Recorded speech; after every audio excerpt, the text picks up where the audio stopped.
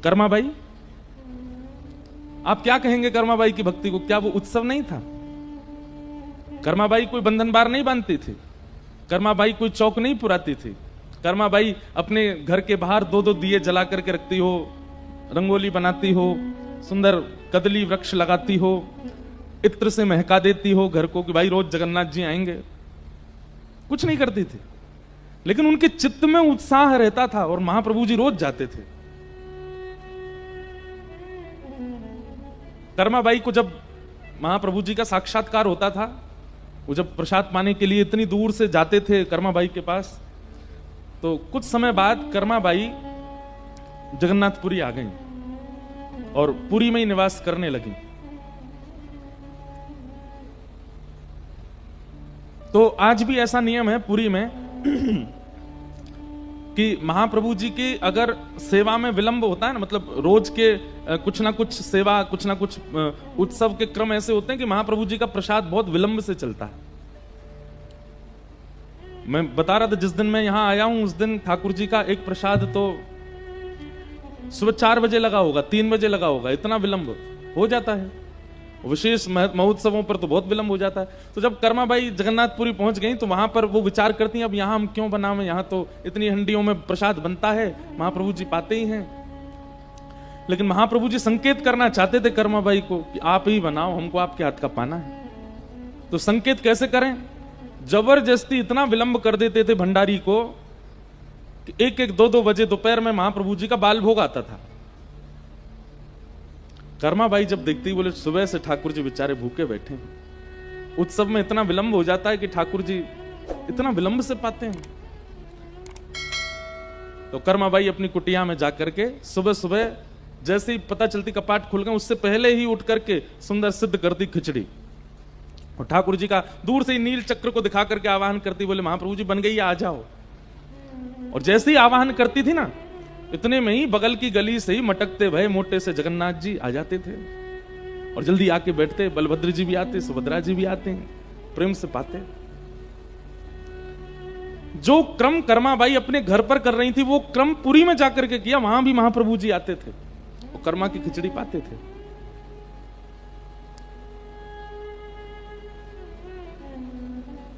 एक बार किसी महात्मा को, मतलब पूरे जगन्नाथपुरी में ही प्रसिद्ध हो गई थी कर्माबाई कि भाई इनके यहां महाप्रभु जी आते हैं, क्योंकि लोग बाग जब जाते थे तो उनको कुछ ना कुछ संकेत दिखता था। महाप्रभु जी का कभी वस्त्र दिखता था कर्माबाई के पास, महाप्रभु जी के अंग की सुगंधी आती थी कर्माबाई के कक्ष से, भवन से। तो लोगों को यह बात सिद्ध हो गई थी, पता चल गई थी कि महाप्रभु जी आते हैं। एक बड़े विद्वान महात्मा गए और वो जाकर के कर्माबाई से बोले ठाकुर जी आते हैं आपके यहां पर? बोले हाँ आते हैं सुबह। कैसे बनाती हो आप प्रसाद? बोले मैं तो ऐसे चूल्हा धर देती हूँ, उस पर मट्टी का बर्तन धर देती हूँ, ऐसे उसमें खिचड़ी चावल दाल ये सब डाल देती हूँ, ऐसा सब अपना रीति। अच्छा तुम सुबह उठ करके पहले स्नान आदि करके नाम जप नहीं करती? कर्माबाई बोली नहीं ये सब तो नहीं करती। तिलक स्वरूप नहीं लगाती? बोले नहीं नहीं ये तो नहीं करती। अब वो महात्मा बोले ओहो ठाकुर जी आ रहे हैं, ये तुम्हारे पूर्व का कोई प्रारब्ध है, नहीं तो जिस प्रकार से तुम कर रही हो इस प्रकार से तो ठाकुर जी को नहीं आना चाहिए। कर्मा ये तेरे पूर्व जन्म का प्रारब्ध है कि ठाकुर जी आ रहे हैं, जिस दिन वो प्रारब्ध पूरा हो गया फिर नहीं आएंगे ठाकुर जी। कर्माबाई डर गई, नहीं आएंगे ठाकुर जी? बोले नहीं। बोले क्या करना पड़ेगा? तो महात्मा ने लंबी चौड़ी लिस्ट बताई।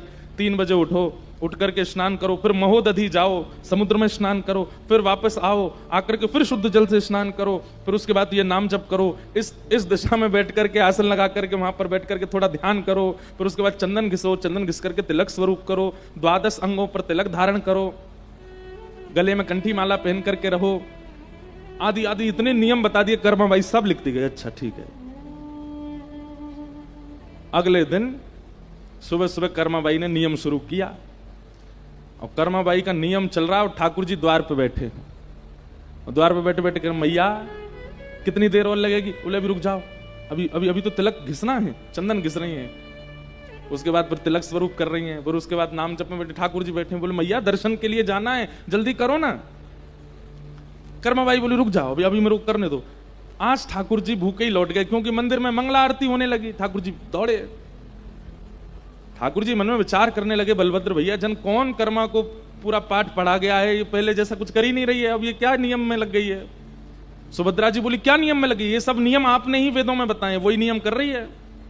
बोले वो सब ठीक है, पहले से नियम में लग जाए तो नियम करे, पर कर्मा तो शुद्ध चित्त वाली है, कर्मा के तो हृदय में उत्सव चलता रहता है, उसके लिए इतनी आवश्यकता नहीं है, वो क्यों इतना विलंब करती है। आज भूखा रह गया मैं, अब तो रोज ठाकुर जी पहुंच जाएं और कर्मा का कोई ना कोई नियम ही रहता था। वो तो 12 बजे तक तो नियम ही चलता था कर्मा बाई का, उनका नाम ही कर्मा इसलिए पड़ा। ठाकुर जी द्वार पे बैठे बैठे जल्दी कर्मा, मां जल्दी कर, वो बार बार जल्दी कर्मा बोलते थे, इसलिए उनका नाम कर्मा बाई पड़ा। पर अंत में एक दिन ठाकुर जी को गुस्सा आई, कर्मा बाई के हाथ पकड़े, क्या कर रही हो ये। बोले मुझे सब पता है, मेरे प्रारब्धों की वजह से आते हो आप, और अगर मैं ये नियम नहीं करूंगी, नाम जप नहीं करूंगी, तिलक अनुष्ठान नहीं करूंगी, जिस दिन मेरा प्रारब्ध पूरा हो जाएगा आप नहीं आओगे। ठाकुर जी बोले ऐसा नहीं है कर्मा बाई, प्रारब्ध सांसारी जीवों के देखता हूं, जिनको संसार में रहना है, संसार के लिए रहना है, जिनको संसार, जिनकी प्रायोरिटी संसार है, वो जीने के लिए ही पृथ्वी पर आए हैं। उनको धन कमाना, संबंध निभाना, बड़े बड़ी श्रेष्ठताओं को प्राप्त करना, मूल रूप से जो संसार के लिए जीते हैं, उनके प्रारब्ध देख करके मैं जाता हूं। पर तुम तो जीते मेरे लिए हो, तुम्हारा तो जीवन ही मेरे लिए है, ये कहां इन सब चीजों में फंस गए हो, छोड़ो ये सब। आप तो केवल जैसे आप पहले करती थी, कभी कभी बिना नहाए धोए भी बना देती थी, बना दिया करो, मैं आऊंगा रोज पाने। क्यों? क्योंकि कर्मा बाई के चित्त में उत्सव था। कर्मा बाई के पास व्यवस्था नहीं है, वो चित्त का उत्साह, और उत्साहित जब होता है ना व्यक्ति, तभी उत्सव होता है। फिर उसके बाद देह को स्नान की आवश्यकता नहीं है, उसका चित्त पवित्र है। एक बात कह दें, छोटा बालक होता है ना, उसमें से दुर्गंध नहीं आती ज्यादा। कभी आप उसको ऐसे गोद में लो, उसके माथा सूंघो, उसकी नाभि सूंघो, उसमें से दुर्गंध नहीं आती। क्यों? हमेशा उत्साहित रहता है, वो चिंतित नहीं रहता, वो प्रसन्न मुद्रा में रहता है, वो ज्यादा व्याकुल नहीं रहता, इसलिए उसका जो देह है वो सदैव सुगंधित रहता है। पर हम सबके अंग प्रत्यंग कहीं ना कहीं दुर्गंध युक्त क्यों हो जाते हैं? ये इस बात का प्रमाण है कि हमारे चित्त में उत्सव नहीं है। अगर चित्त उत्साहित हो जाए, बुद्धि उत्साहित हो जाए, अब संत जनों को देखो आप, हमारे वृंदावन के महापुरुषों को देखो, वो कोई इत्र नहीं लगाते, कोई उनमें से एक अलग ही सुगंध आती है। हमको तो समीप रहने का अनुभव मिलता है, उनका अंग स्पर्श करके देखेंगे तो ऐसा लगेगा कि मानो कोई नवजात बालक का जैसा अंग होता है ना, ऐसे अंग लगते हैं, ऐसे उनके गाल लगते हैं, ऐसे उनके अंग से सुगंधी आती है अनायासी। क्यों? उत्साहित रहते हैं। तो उत्सव का मतलब बहु व्यवस्था, बाहर की नहीं, उत्सव का मतलब अंग की व्यवस्था, अंदर की व्यवस्था, अंदर का उत्साह। और ब्रजमंडल में कृष्ण जन्मोत्सव पर अरे ठाकुर जी हो गए, अब बाहर की व्यवस्था जमाने में नहीं लगे हैं लोग, ठाकुर जी के जन्म होते ही उत्सव प्रारंभ हो गया। सबके चित्त का उत्साह ही उत्सव को मनाता जा रहा है, आनंदित करता जा रहा है। सब नाच रहे हैं, गा रहे हैं, किसी को सोने का नहीं पता, किसी को भोजन का नहीं पता, किसी को जलपान का नहीं पता, बस नाच रहे हैं, यही तो उत्सव है। पर हम लोग ऐसा नहीं करते, हम लोगों के थोड़े देर के उत्साह के बाद होता बस अब चलते हैं, क्योंकि हम बाह्य व्यवस्थाओं पर ज्यादा ध्यान देते हैं, आंतरिक उत्साह नहीं। हमारे गिरधर लाल जी का उत्सव होता है, 6 बजे उत्सव शुरू होता है, 11 बज जाते हैं, 12 बज जाते हैं, 1 बज जाते हैं, रात के 2-2 बज जाते हैं, चलता ही रहता है उत्सव। जब लाल जी का उत्सव आता है जनवरी में, तो हम और हमारे परिकर के लोग सो ही नहीं पाते हैं और नींद भी नहीं आती है। क्यों? क्योंकि उस समय मन रूपी मयूर और अंतरंग भाव से उत्साह उमड़ रहा होता, वही तो उत्सव है।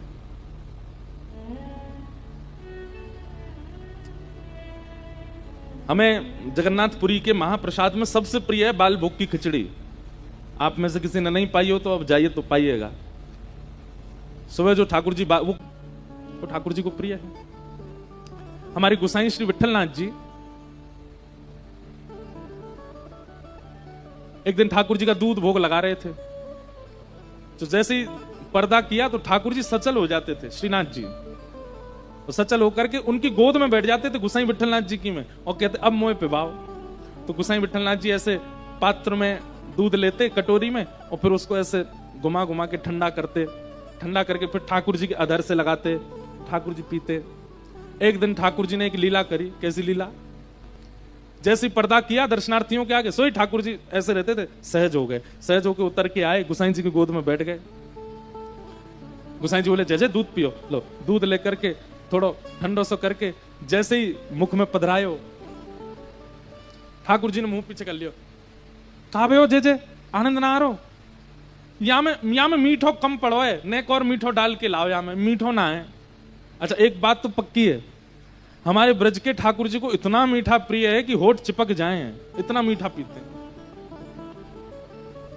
अब बात तो भैया मीठे चीनी गुड़ खांड की नहीं है, ठाकुर जी को प्रेम का मीठा चाहिए, बहुत भाव से बनाया गया वो बहुत मीठा लगता है। उसका द्योतक ठाकुर जी हमें बताते हैं, बोले इतनी मीठी सामग्री क्यों? ठाकुर जी मानो संकेत कर रहे हैं, बोले मुझे प्रेम युक्त होकर के पवाओ, मुझे मीठा प्रिय है। बरस रहे हैं क्या ऊपर से? तभी तो गिरिराज जी उठाएंगे आज, लेकिन इतने नहीं बरस जाएं कि हम सब रे डूब जाएं। आज नौका विहार भी जल क्रीड़ा होगी ना, तो अपने आप ही सब व्यवस्था कर रहे हैं ठाकुर। हमने बहुत अनुभव किया, देखो आपको हम कोई बड़ी बात नहीं कह रहे, पर कथा जब मन से होती है ना और मन से कराई जाती है तो प्रकृति वैसा भाव प्रकट करने लगती है जैसी लीला होती है। आज ठाकुर जी का नौका विहार जल क्रीड़ा है अपने आप ही, और कथा में गिरिराज धारण लीला है, तो इंद्र पहले ही बरस रहे हैं। हम बरस जाएं तभी तो धारण करेंगे। आहा, गुसाई जी से बोले ठाकुर जी मीठो कम है, या में मिला के लाओ।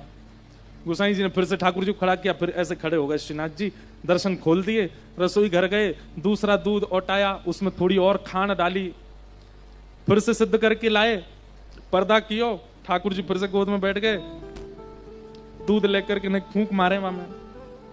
तो ठाकुर जी मैं भी मारूंगा फूंक, मोह दो। तो ठाकुर जी के पास लेके आ, में ऐसे फूंक मारे कि दूध उड़ के गुसाई जी के मुंह पे ही जावे। ऐसे खेलते हैं ठाकुर जी गुसाई जी के साथ। बड़ी लीलाएं की हैं हमारे श्रीनाथ जी ने वृंदावन में, गोवर्धन में। जय जय ऐसा ना खेलो करें, चलो पियो। जैसे मुख लगा के पीने लगे, गुसाई जी बोले अब ठीक है, अब बहुत मीठो है गो, अब मुझे अच्छो ना लग रहा, अभी ज्यादा मीठो है गो, दोबारा बना के लाओ। गुसाई जी बोले इनके नाटक नहीं खत्म होते हैं। फिर से खड़े किए, ठाकुर जी दर्शन खोले गए। अब की बार गुसाई जी ने क्या किया, दूध अलग लाए और खांड अलग लाए, और संग में चम्मच और ले आए। ठाकुर जी को गोद में बैठा के दूध रख दी और खांड रख दी, बोले लो अपने आप मिलाओ पी लो। तो ठाकुर जी के नेत्रों में आंसू आ गए। अरे जे रो काई को रहे हो? बोले तुम मोकू लाला मान के सेवा करो, तुम मेरे प्रति लाला भाव रखो, वात्सल्य भाव। और लाला पे कोई चीनी मिलानी आवे है? कभी कोई मैया अपने बालक से कहेगी तू चीनी मिला के दूध पी ले, मुंह पे ना आवे। बालक तो अपनी मैया के अधीन रहे, मैं कैसे अगर तुम ये बात मानना हो कि मुंह पे चीनी मिलानी आवे, तो मैं अपनी भ्रगुटी टेढ़ी करके प्रलय भी कर सकूं, फिर मैं परमात्मा बन जाऊंगा। लेकिन तुम्हारा भाव मेरे प्रति लाला को है, तो फिर लाला मान के मेरी सेवा करो। तो भैया अगर किसी के चित्त में, इधर देखो, यहां देखो, यहां देखो, सुनो, ज्यादा से ज्यादा भीगोगे, पिघलोगे नहीं, और कुछ नहीं होगा। आज भीगे ही जाए, ऐसा रह जाए, तभी तो आनंद आवे। एक बार हमारी यहीं उड़ीसा में कथा थी, बरगढ़ है, बरगढ़, और जो भी है नाम, वहां पे भी ऐसे ही महाप्रभु जी विराज रहे थे पीछे। इतनी बारिश हुई, पूरे पंडाल में पानी नहीं, ब्यास मंच पे ही गिरा ऊपर से, और महाप्रभु जगन्नाथ जी, दो ही लोग भीग रहे थे, मैं और महाप्रभु जी। तो पूरी छतरी लेके 2-2.5 घंटा कथा की थी हमने, बहुत आनंद आया था। तो हम क्या भाव कह रहे थे, अगर ठाकुर जी के प्रति गोपी भाव नहीं बनता, सहचरी भाव नहीं बनता, सखी भाव नहीं, क्योंकि कई लोग इसका उपहास करने लगते हैं। महाराज जी आप भी क्या यूं बोलते हो, सखी बन जाएं ठाकुर जी के? कई लोगों को ये उपहासजनक लगती है बात। तो इसलिए कहीं सखी भाव नहीं उत्पन्न हो रहा है तो जबरदस्ती मत करो, फिर वात्सल्य भाव में आ जाओ। ठाकुर जी के प्रति बाल भाव रखो, लेकिन बाल भाव में वो स्थिति मत ले आना जो अपने बालकों के साथ होती है। कहीं भी बैठा दिया, कहीं भी लिटा दिया, हमारे लाला ही तो हैं, अपने संगी बिस्तर पर लेके सो गए, नहीं। पर ब्रह्म भाव रखना है। पर जब सेवा में सामग्री पधराते हैं, भोग पधराते हैं, श्रृंगार करते हैं, आरती करते हैं, उतनी देर आपको वात्सल्य भाव रखना है। आरती नहीं कर रहे, सामग्री नहीं पधरा रहे, भोग, उतनी देर पर ब्रह्म भाव रखना है। परमात्मा है, उनकी गरिमा महिमा सबका ध्यान रखा जाए। वात्सल्य भाव भी भगवत प्राप्ति में एक बहुत निपुणता ला सकता है, इसलिए वात्सल्य भाव रखो ठाकुर जी के प्रति। चटक मटक ठाकुर जी हमारे ब्रज में ही हैं, ऐसा नहीं है, ये कम चटक मटक है। रथ यात्रा पर जब उतर के आते हैं ऊपर रथ में बैठने के लिए, तब देखो इनकी लीला। यहां से पंडाओं के कंधा पे हाथ धरेंगे, इधर से धरेंगे, ऐसे उछलते कूदते भाई आगे पीछे आगे पीछे। साल्वेग गाते हैं, आहे नील शैल प्रबल मत्तावरण, प्रबल मत्तावरण, मुआरत नलिनी बनकु कर दलन, आहे नील शैल। वाह, आप लोग कितना अच्छा गा रहे हैं। गजराज चिंता काला हाई घोर जलेना, गजराज चिंता। अब देखो हमारे जो साथ में संगत कर, इनको याद नहीं है, आप ही लोग पीछे गाओ। गजराज चिंता काला हाई घोर जलेना, गज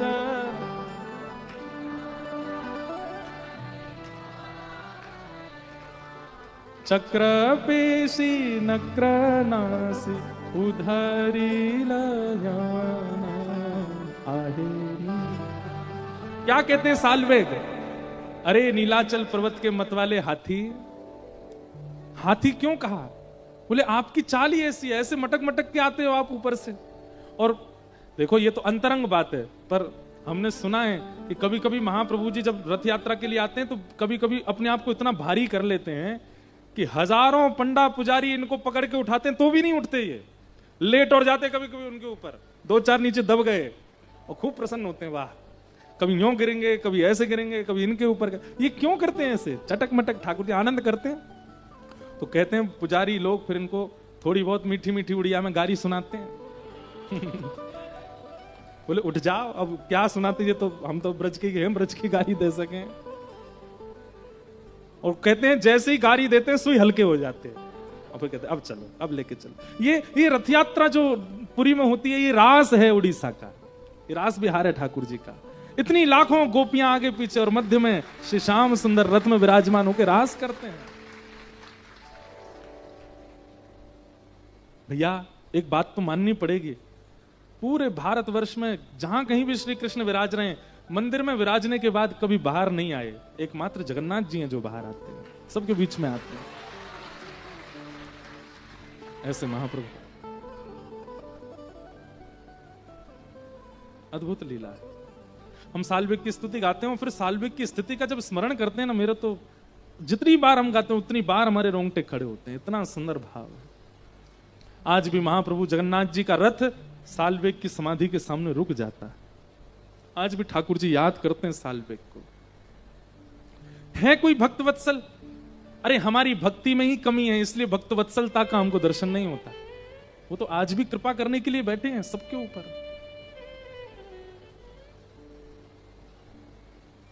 महाप्रभु जी ने रथ रोक दिया अपना और आज्ञा कर दी, बोले जब तक साल्वेग नहीं आएगा, चाहे लाखों लोग खड़े हों खींच रहे हों, रथ आगे नहीं बढ़ेगा। और जब साल्वेग आए, वो भी एक स्थिति है कि अपने जीवन में पहली बार महाप्रभु जगन्नाथ जी का दर्शन साल्वेग ने किया तब। और जैसे ही आकर के रथ के सामने दंडवत किया, महाप्रभु जी ने पहले तो अंक में भरा, उसके बाद साल्वेग को याद आया कि मैंने दंडवत तो किया ही नहीं। जैसे ही दंडवत करने के लिए लेटे, बहुत देर हो गई, पुजारियों ने सोचा इतनी देर हो गई अभी तक प्रणाम ही कर रहे हैं, साल्वेग उठो। जब उठाने गए, साल्वेग तो विलीन हो चुके हैं महाप्रभु जी।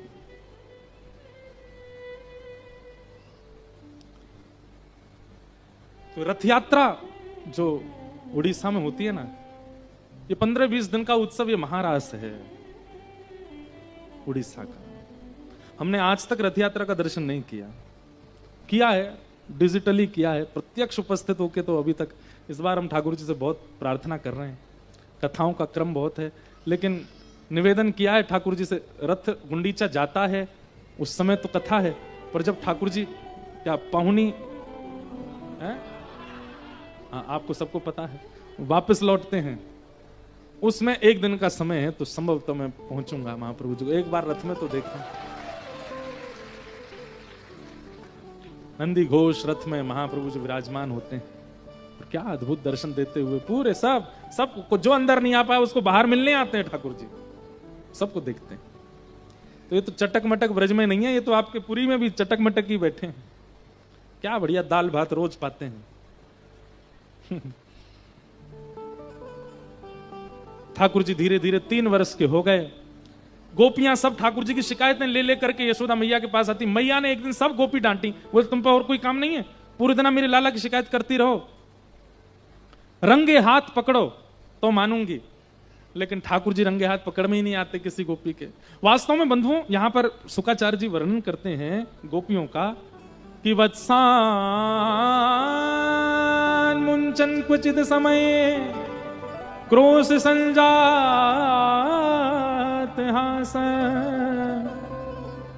स्नेयम स्वादधिपय कल्पितै स्नेययोगै मर्कान् भोक्षन् विभजति सचे नात्रिभाण्डं विनत्ति द्रव्यालाभे सग्रह कुपितो यात्युपक्रोशतो कान्। गोपियां सब ठाकुर जी के शिकायतें ले लेकर के यशोदा मैया के पास जाती हैं, पर ये शिकायतें करने तो जाती हैं, पर एक अद्भुत लीला है। श्री शुकाचार्य जी वर्णन करते हैं, ये गोपियां जानबूझ करके दही निकालती हैं और ऐसी जगह रखती हैं कि श्याम सुंदर चोरी कर सकें। जब छीके पर हंडी टांगती हैं तो रस्सी को बार बार ढीला करती हैं, तो बाकी सखी पूछती हैं, हेरी जब ऊंची करी दी है तो फिर नीचे क्या कर रही है, छोटो है लाला, हाथ कैसे पहुंचे को, अच्छा तू चाहे नहीं गलती तो नहीं कर गई मोते, अभी ऊपर करूं, फिर ऊपर करके चली जाए, फिर जब सखी चली जाए फिर आगे बाद ढीलो कर जाए। ये गोपियां चाहती हैं कि ठाकुर जी आए चोरी करें।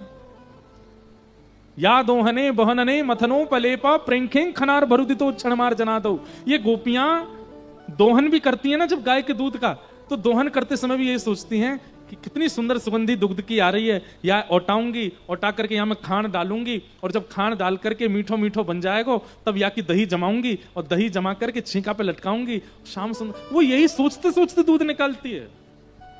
तो कहते हैं फिर शिकायत करने क्यों जाती है यशोदा मैया के पास?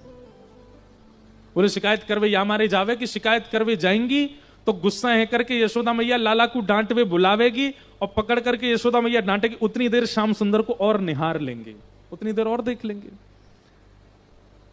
देखे बिन कान्हा जब मन नाही माना, इन आंखों से आज हमने ब्रह्म पहचाना है। कृष्ण चरण कमलों में मन को लगाना, इन गोपियों का ताना ये उल्हाना तो बहाना है। ये तो बहाना बना के आती है दर्शन करने, और ठाकुर जी करते इतना है और इतना बताती हैं गोपियां आके।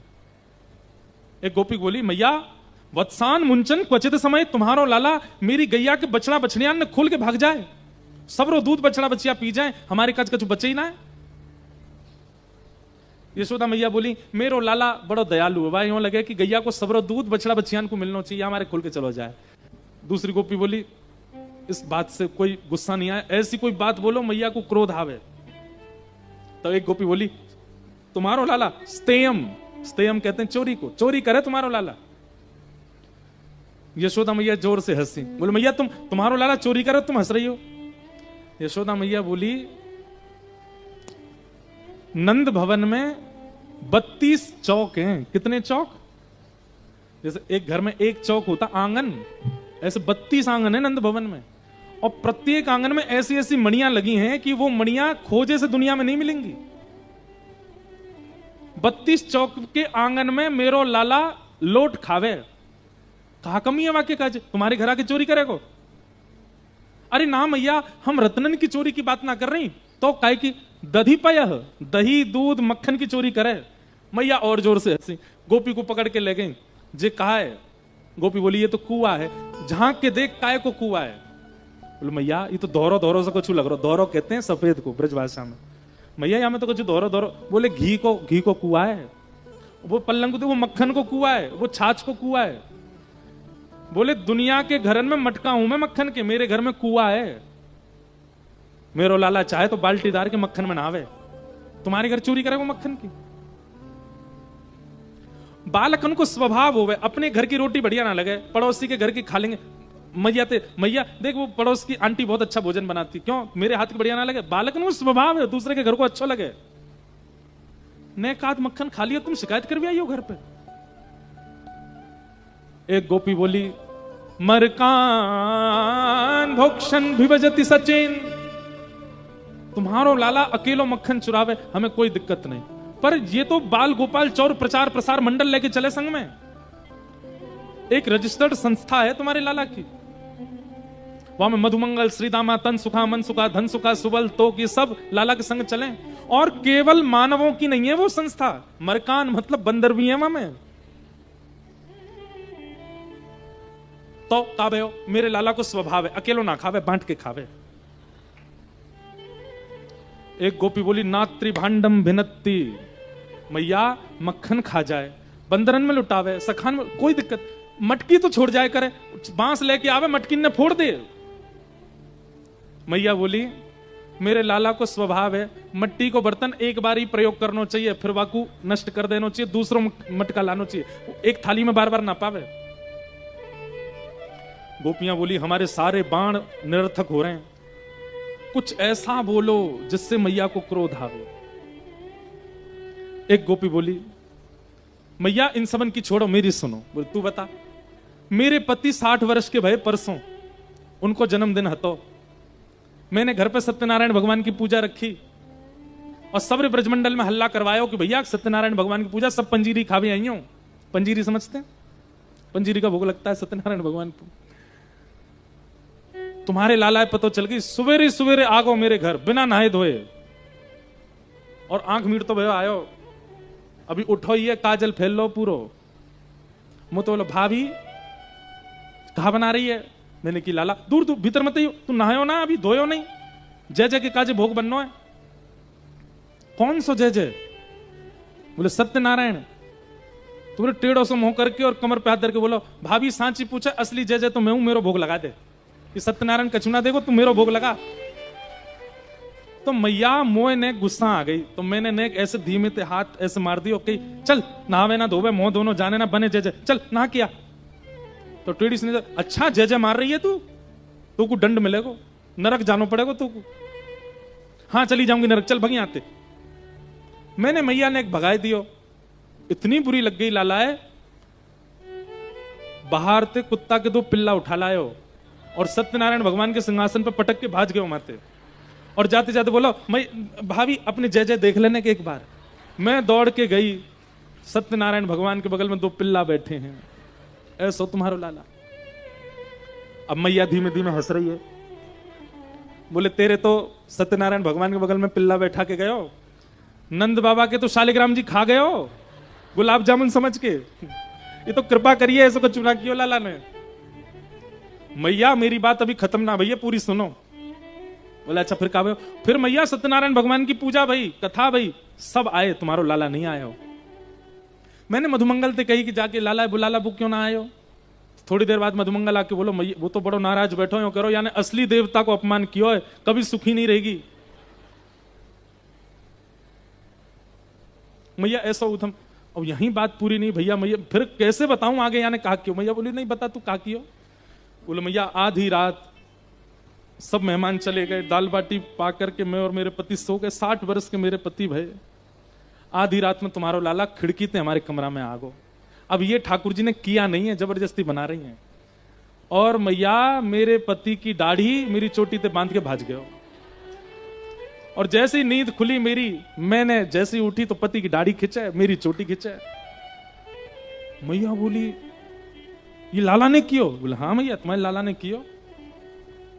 फिर कहा भैया? बोले फिर कहा मैया दिया जला के देखो तो आधी दाढ़ी तो कट गई मेरे पति की, चोटी तो हिरज गई, ऐसा उदम मचावे तुम्हारो लाला। अब ये बात सुनकर के यशोदा मैया थोड़ी चिंता में आई, बोले आधी रात तो लाला मेरे बगल में सोवे अंक में भर के, वो किस चलो जाएगा? बोले मैया तुम्हें नहीं विश्वास, अपने पति को दिखाऊं, आधी आते दाढ़ी उधर गई है उनकी। अब मैया नहीं ना बुलावे मत, ऐसा मत कर। लेकिन एक गोपी बोली मेरे घर की तो सुनोगी नहीं मैया, तुम तू भी बता दे तेरे कहां पे हो? बोले मैं हनादि निवास तो, एवं धास्त्यान्युशति कुरुते मेहनादीनि वास्तव। भैया ये भी ठाकुर जी ने किया नहीं है, जबरदस्ती बोल रही है क्या। अब पता चल गई मैया को गुस्सा आ रही है तो बड़ा चढ़ा के बोलो। बोले मैया मेरे घर तुम्हारो लाला माखन चोरी करवे आयो, लेकिन ऊंचो छीको जान के चोरी नहीं कर पायो। सो एक दिन मुझे बोलो तेरे घर आए हम और इतनी ऊंची तेने मटकी टांग रखी, चोरी ना भाई।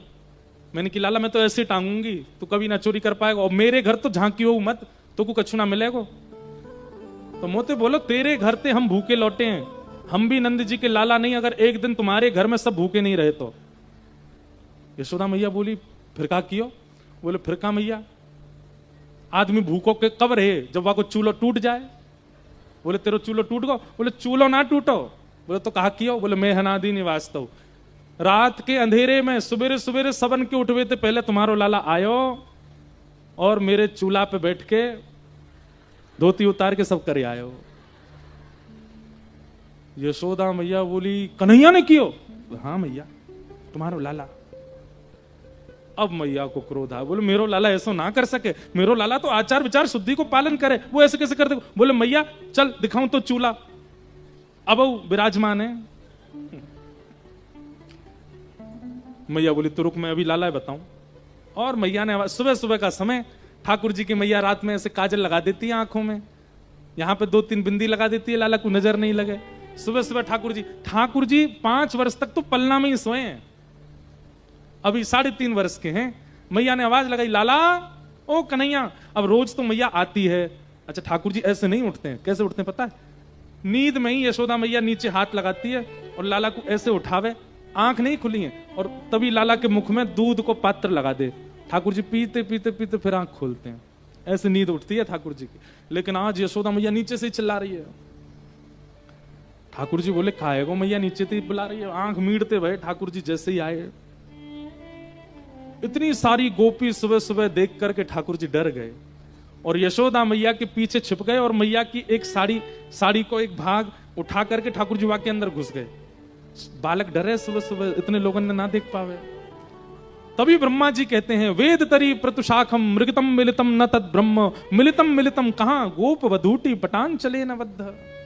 अरे देखो तुमको वेदों में विधाता नहीं मिलेंगे, तुमको तीनों लोकों में विधाता नहीं मिलेंगे, मिलेंगे कहां मिलेंगे। बोले ब्रज की एक अनपढ़ सी गोपी की साड़ी में लिपटे हुए मिलेंगे, वहां देखो वो रहे विधाता। ठाकुर जी धीमे से ऐसे मैया की साड़ी हटा में, गोपी ने देखे फिर ढक जाए। मैया के लाला इतकुआ सबरी गोपी कहा कह रही हैं। सब गोपियों ने जो शिकायत की मैया ने ठाकुर जी को बताया, गोपियां सब अपलक नेत्रों से ठाकुर जी को देख रही हैं। इसी के लिए तो आई थी वो। ठाकुर जी के नेत्रों में मोटे मोटे आंसू आ गए और गोपी ने देख करके कह रहे मैया तेरी सौगंध खा के कह रहा हूं मुझे ना पता इनको घर कौन सी गली में झूठ बोल रही है सबरी, मैंने कछु ना कियो मैया। ना लाला तेरे ऊधम तो बढ़ते जा रहे हैं, मुझको सब पता चली।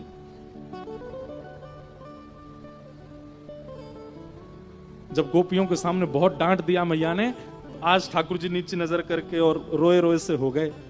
गोपियां बोली मैया अब मत कहो कछु, नहीं तुम या तो शिकायत लेके आए मत करो, और जब मैं डांटे करूं तो फिर रोके मत करो। मैया अब है गई ना, बहुत है गई, अब मत करो ना, अब मत कहो कछु लाला थे। लेकिन आज मैया तो डांट रोके ही नहीं रही है, इतना सुना रही है, इतना सुना रही है। इतने में ठाकुर जी ने मैया को हाथ छोड़ो, रुक जा मैया। और कहां गए,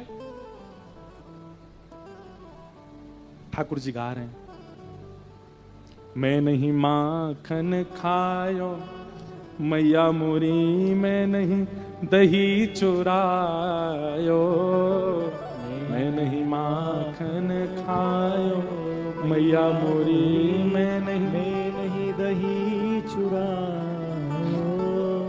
तू जननी मन की अति भोरी, तू जननी मन की अति भोरी, कहाँ पति लग आयो, कहाँ पति लग आयो। मैया मेरी मैया है ना तू, जैसे मैं भोरा वैसे तू भोरी। ठाकुर जी की बात सुनो, बड़ा कहे कि लाला तेरे माता पिता भोरे या हमारे तू भोलो, ये तो समझ में भी आती है। ठाकुर जी कह रहे हैं मैया तू या हमारे भोली है क्योंकि मैं भोला हूं ना, मैं हूं भोला हूं या हमारे तू भोली। इन गोपीन की बात में आ गई है मैया, तू मुझको इतना डांट रही है, सुबह होती तेरी गैया ने चरावे जाऊं, पूरे दिन गैया चरा के लाऊं, रात में दूध निकाल के तू और दाऊ दादा बाबा प्रेम ते पियो। मेरो परिश्रम ना दिखे तुम्हें, डांट रही है मुझे आज।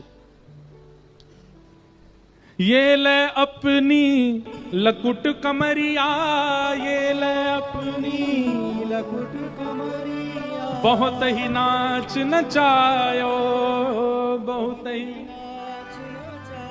गैया चरावे की जो लकुटी होती है ठाकुर जी ने मैया को दे दी और अपनी तारी कमरी उतार के, मैया अब कोई और तो गैया चरवा लियो, मैं ना जाऊंगा तेरी गैया चरावे, और मैं तो घर छोड़ के जा रहा हूं। जैसे ही ठाकुर जी जान लगे, इतने में यशोदा मैया दौड़ करके गई, लाला को अंक में भर लिया। बोले ना लाला, ते नहीं माखन खा, तेने माखन ना, मेरे पास आ जा लाला मेरे।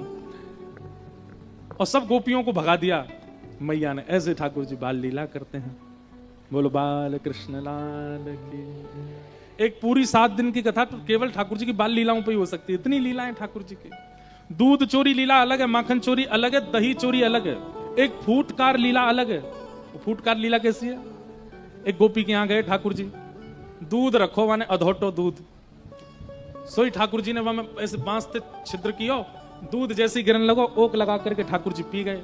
इतने में ही गोपी आ गई डंडा लेके, और जैसे ही डंडा लेके ठाकुर जी के ऊपर आक्रमण करवे आई, ठाकुर जी ने सबरो दूध अपने मुंह में भर लियो। गोपी बोली रुक जा, अब मेरे पकड़ में आगो तो लेके चलूं मैया के पास। ठाकुर जी बोले गोपी बोली कहा बात है? बोले नीचे बैठ। जैसे गोपी नीचे बैठी, सोई बाग के मुंह पे फू करके सबरी फूटकार पूरा दूध फेंक करके ठाकुर जी भाज गए माते। कुम्मन दास जी उसका वर्णन करते हैं, इतनी सुंदर लीला ठाकुर जी की। फूटकार लीला, दूध चोरी लीला, दही चोरी लीला, माखन चोरी लीला, ये सब ठाकुर जी ने करी हैं। सबको हम प्रणाम मात्र करते हैं। भैया 8:45 हो गए, हम तो अभी गोवर्धन ही नहीं पहुंचे। मैया ने लाला को उखल से बांध दियो। एक दिन 2 वृक्ष गिर गए। यशोदा मैया ने जैसी देखी तो मन बना लियो कि अब हम यहां नहीं रहेंगे, और सब ब्रजवासी गोकुल से वृंदावन चले गए। वृंदावन में जाकर के विविध लीलाएं की। अवसर मिलेगा तो कल उसका विस्तार हम करेंगे। सब लीलाओं को करते हुए ठाकुर जी